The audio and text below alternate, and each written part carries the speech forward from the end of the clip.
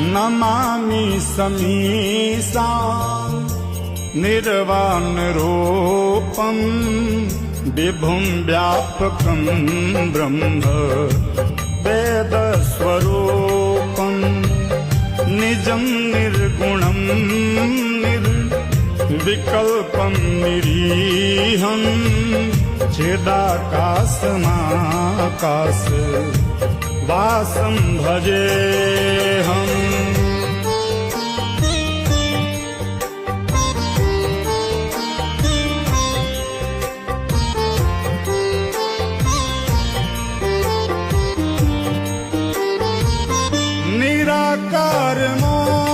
निराकारमोङ्कार मूलं तुरीयं गिरा ज्ञान गोतीतमीशं